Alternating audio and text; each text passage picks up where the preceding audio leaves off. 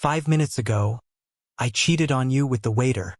That's what Rachel, my wife of 10 years, said as she raised her champagne glass and clinked it against mine, smiling like she just told a dirty joke. The words came out loud. Too loud. Half the restaurant turned. And just when I thought it was some drunk, twisted joke, the damn waiter walked up to our table and said, "Anything else?"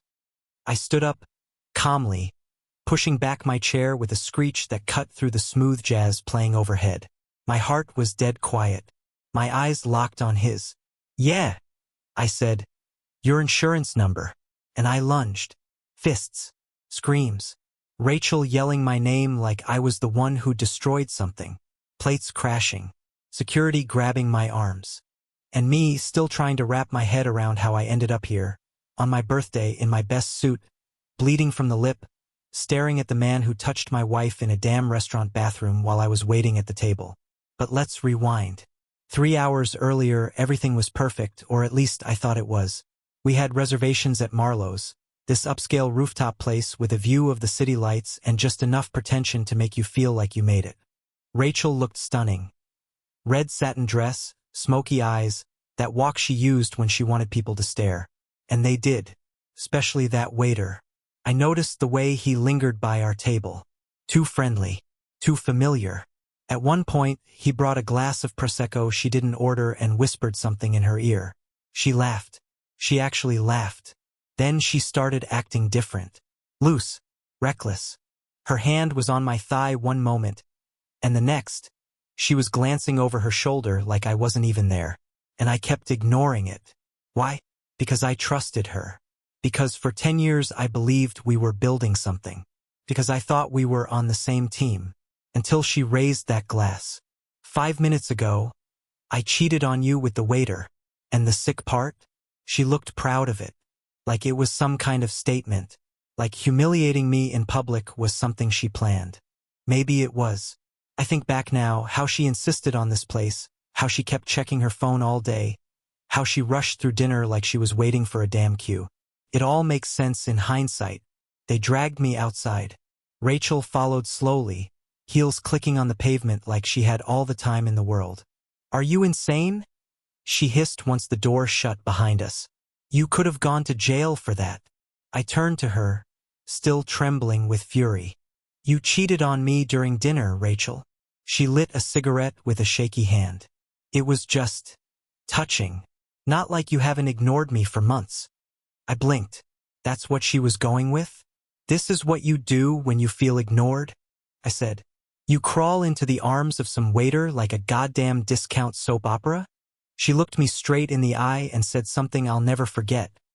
"He made me feel like someone wanted me. When's the last time you did that?" That's when I realized.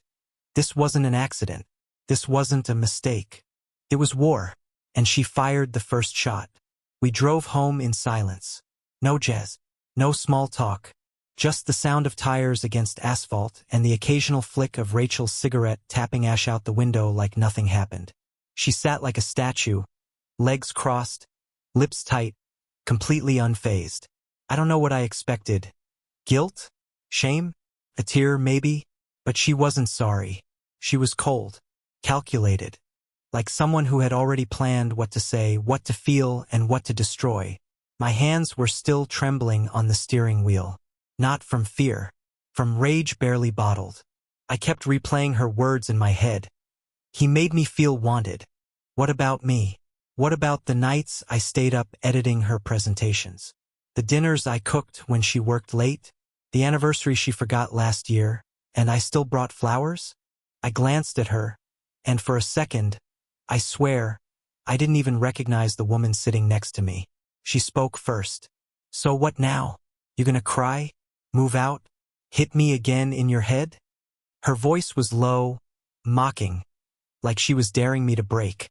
"No," I replied calmly. "I'm just thinking." She snorted. "That's a first." The tension hit another level. I gripped the wheel harder. We pulled into the driveway. The house looked the same. White porch light, garden lights flickering gently. Her potted plants lined up perfectly like little soldiers. But something was different. It didn't feel like home anymore. Inside, She kicked off her heels like she always did, tossed her purse on the couch, and headed straight for the kitchen. Opened the fridge. Why, of course. I followed. So who is he? She poured herself a glass, ignoring the question. Rachel, I said again, sharper. Who is he? She finally turned, sipping her drink slowly. A nobody. Name's Cole. He's 24. And his hands? Way more alive than anything I've felt in this house in years. I nearly laughed from disbelief.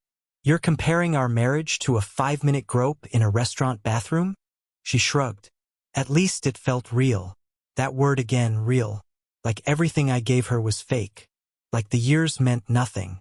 I walked out of the kitchen before I did something I'd regret. My heart was beating out of rhythm, rage pulsing behind my eyes.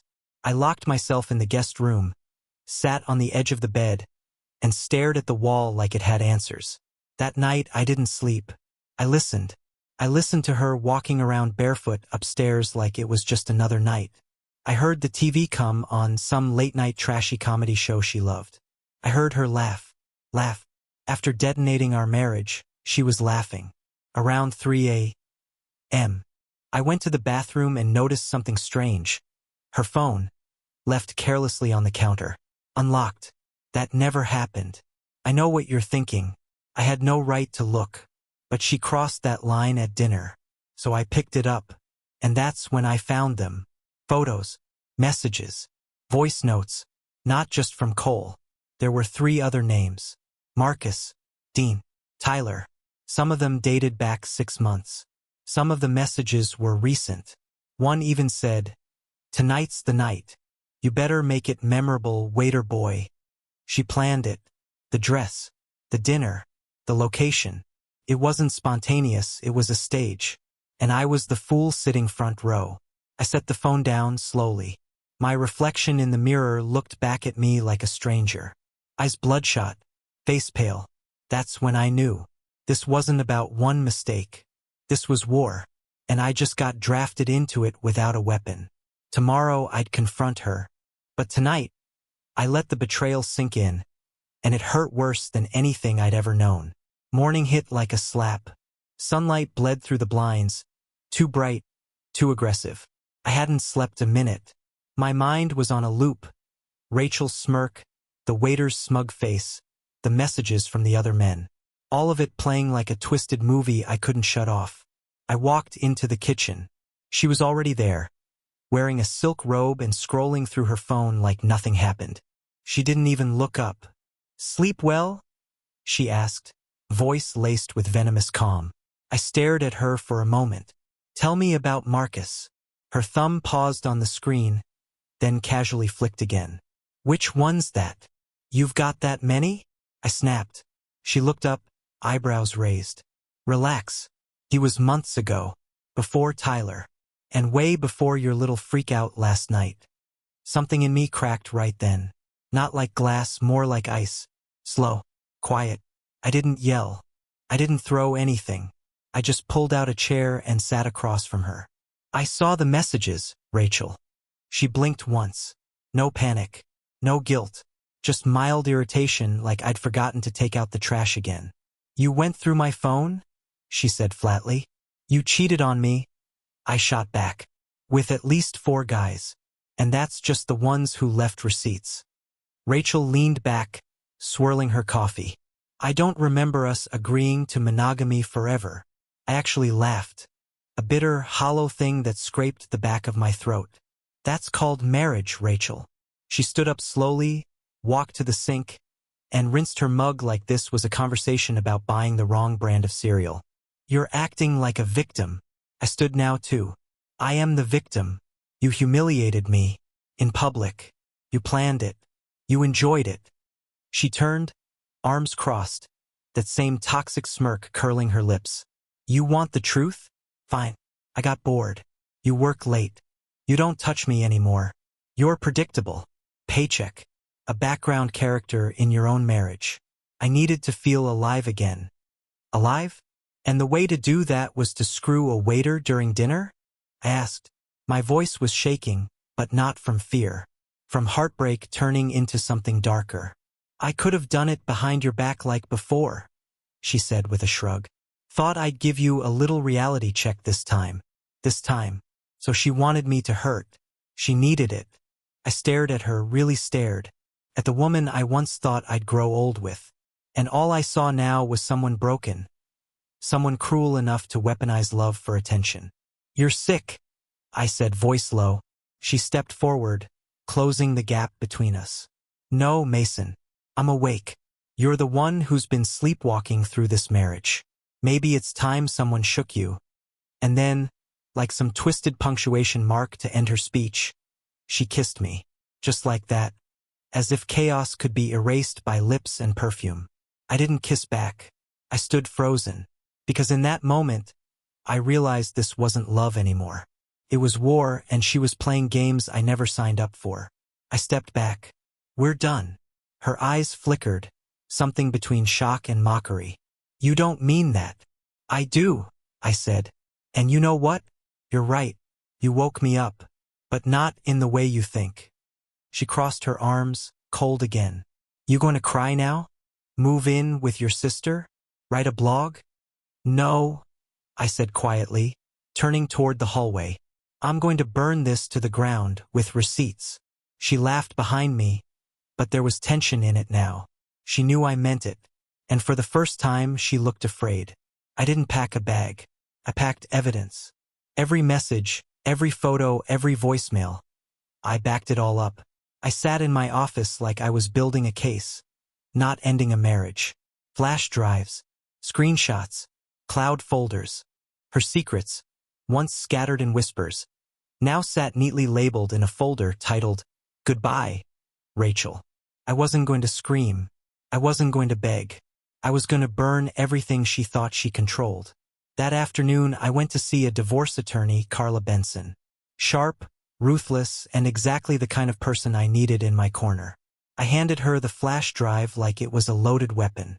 Her eyebrows lifted as she clicked through. She sent these voice notes? Yeah, I muttered. She even called one guy her break-from-reality boyfriend. Carla's lips thinned into a grin. She's toast. That night, I didn't go home. I stayed at a hotel downtown.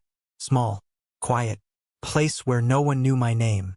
I stared at the ceiling until 3 a.m. Thinking of how easily Rachel erased 10 years like they meant nothing. Just another chapter she got bored of and set on fire. Around 4, she called. I didn't answer. At 4:15, she texted, So you're running now? At 4:17, typical. At 4:20, you better not touch my name or my accounts. I swear to God, Mason. That last one made me smile. She was scared. Good. The next morning I returned not to make peace, but to serve war papers. I walked in with calm, deliberate steps. She was on the couch, wearing leggings and one of my old hoodies, probably expecting some broken version of me to beg or cry. Instead, I tossed the folder on the coffee table. What's this? She asked. Your greatest hits, I replied. And your last night in this house. She opened it. I scanned the first few pages. Her face changed, not red from embarrassment, but white from realizing she underestimated me. You went through everything? Everything, I said, and it's all legally collected. You see, Rachel, I'm done playing the idiot you thought I was. She closed the folder slowly, face neutral. You're not getting the house. I smiled. Actually, I am. You used my salary to renovate it. And the lawyer you laughed at over wine? She found every transaction. She stood up fast. You're bluffing. Test me. We were nose to nose. Her breathing quickened. Not from anger, fear. Why are you doing this? She finally asked, voice cracking slightly. You think this makes you strong? No, I said. It makes me free. Then she did something unexpected. She started crying. Not sobbing. Not breaking down. Just tears rolling quietly, like she hadn't expected this part. Maybe she thought I'd crawl back. Maybe she thought I'd break before she did. But I didn't. I never thought you'd actually leave, she whispered. I thought you'd fight for us. You didn't leave anything to fight for, I said. You burned it. All of it. She reached for my arm. I pulled away like her touch was fire. And maybe it was. You think I'm the villain here, she said. I paused at the doorway. No.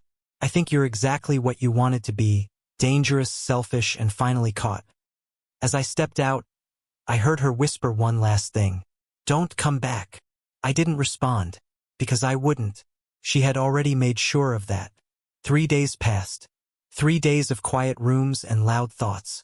The hotel walls felt cold, sterile, nothing like home, but at least they were honest. No lies in the air. No perfume that used to drive me wild but now made me sick. Just silence. And the sound of my life rebooting from zero. Then came the knock. I opened the door expecting room service. It was her. Rachel stood there, hair up in a messy bun, oversized sunglasses hiding whatever soul she had left. She wore a trench coat like she was stepping out of some old noir film, like this was her moment to be dramatic. Can we talk? She asked, calm and low. No, I said, starting to close the door. She put her foot in the way. Please, Mason. 5 minutes. I let her in, not because I wanted her back, because I wanted to hear what lie she'd spin next. She paced the small room like it insulted her. This is where you're staying? What do you want? I cut in. She sighed, pulled off her glasses. Her eyes were red, less from crying, more like she hadn't slept. You embarrassed me, she started. I laughed, couldn't help it. You humiliated me in front of an entire restaurant. And now you're mad I fought back?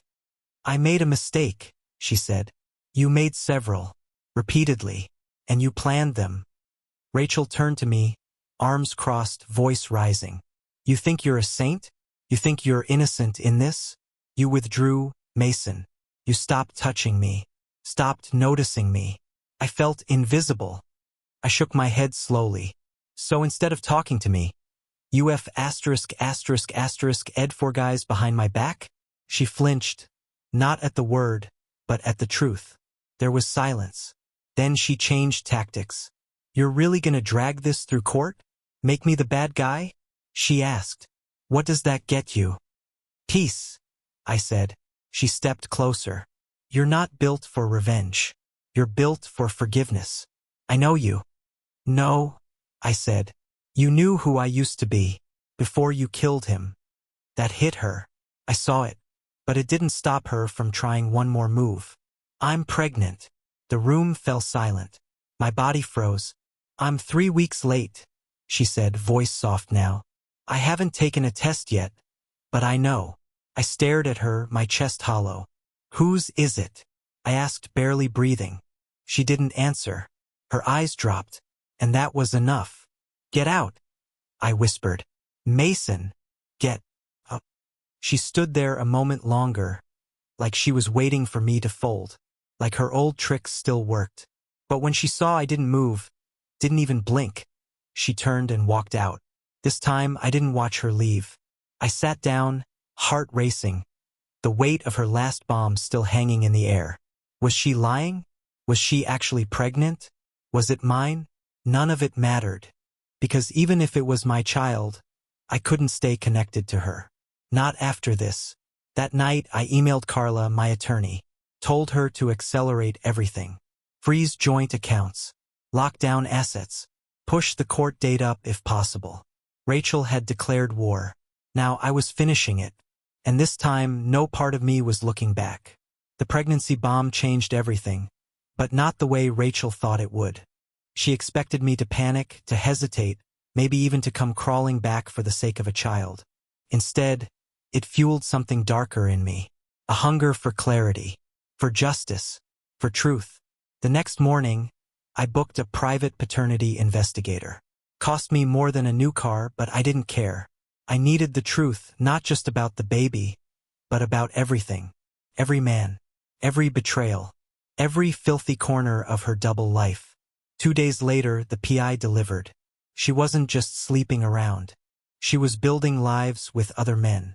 Dinners, weekends away she lied about being with her mother, even a work retreat in Miami that turned out to be a beachside sex fest with a guy named Tyler, who, apparently, didn't even know she was married.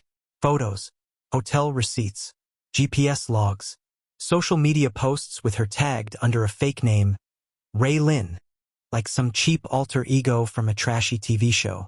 I sat in my hotel room that night, scrolling through the folder the PI sent me. Image after image, lie after lie.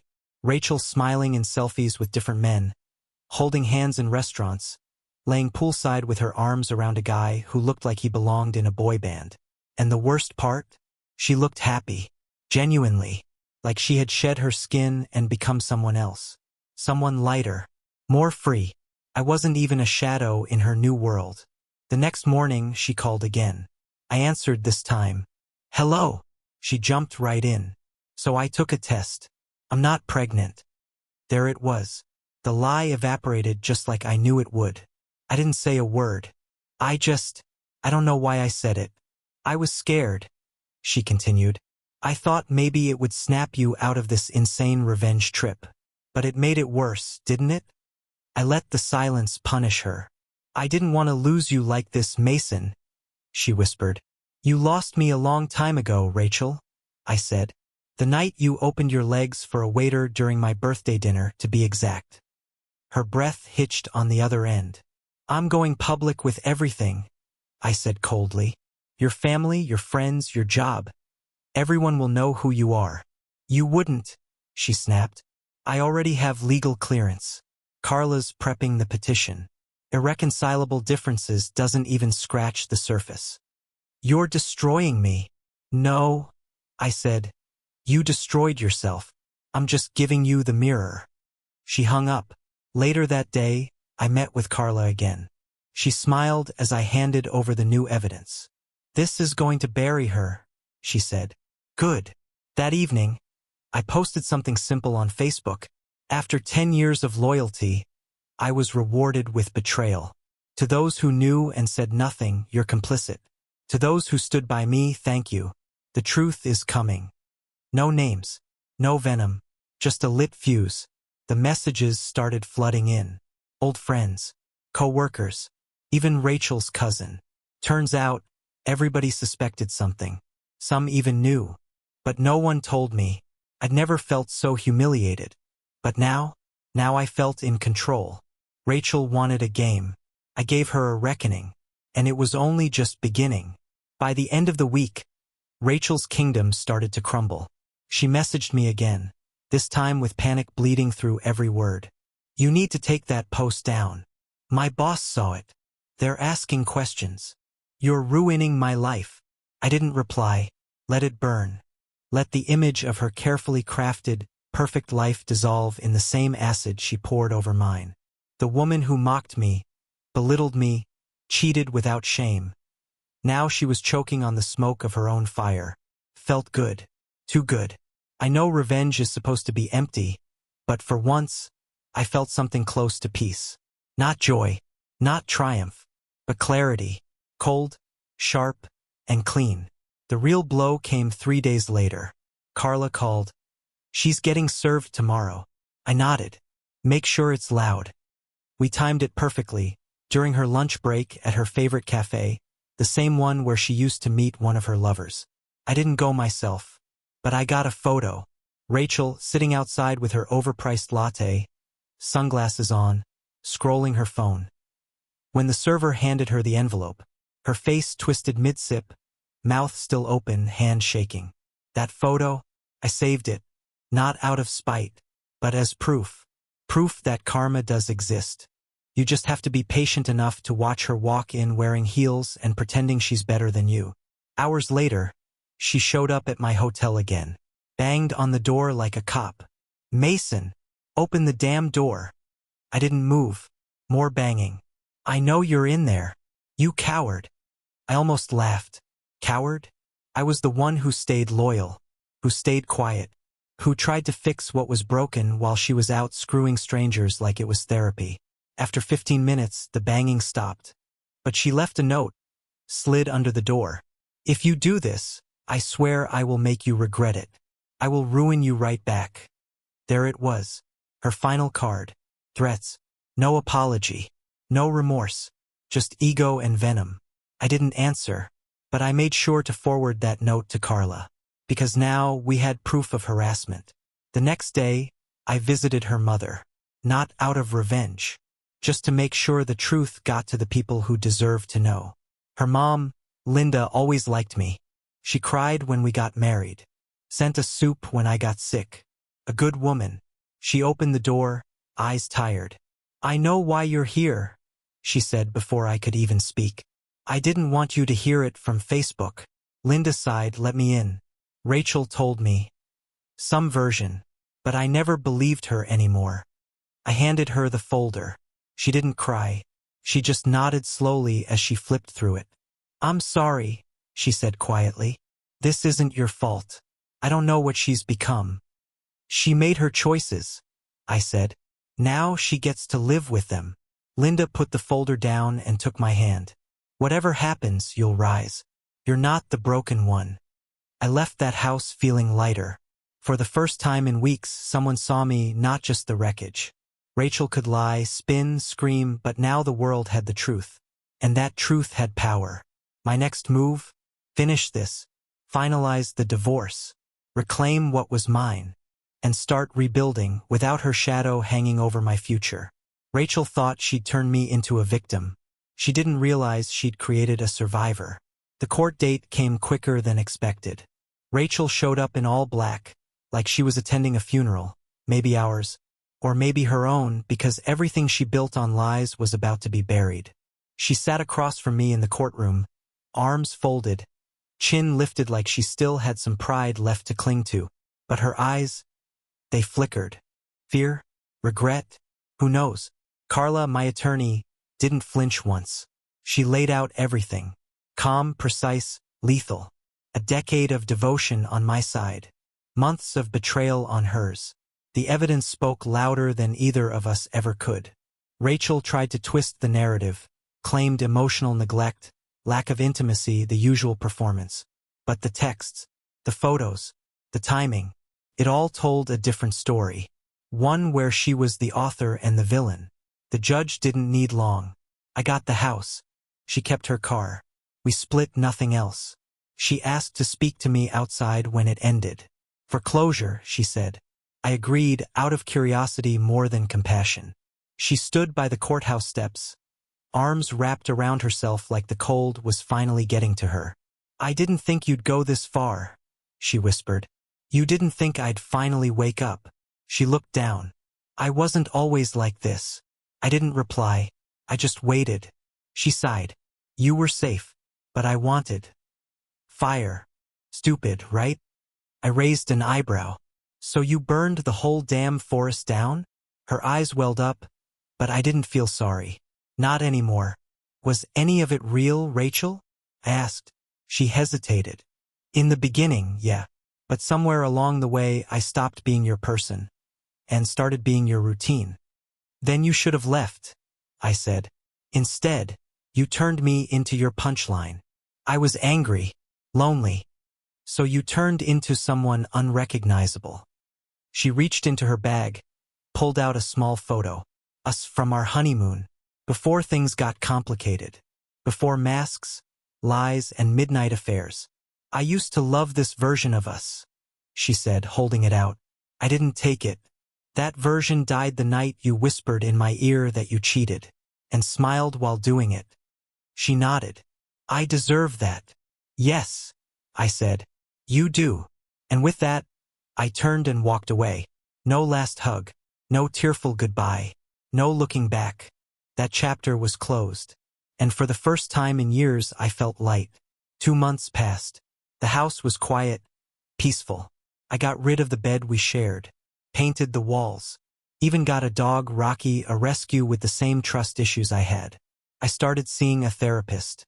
Not to heal from her, but to understand why I stayed so long. Why I ignored the signs. Why I let her dim my light. Turns out, sometimes we love people not for who they are, but for the potential we imagine in them.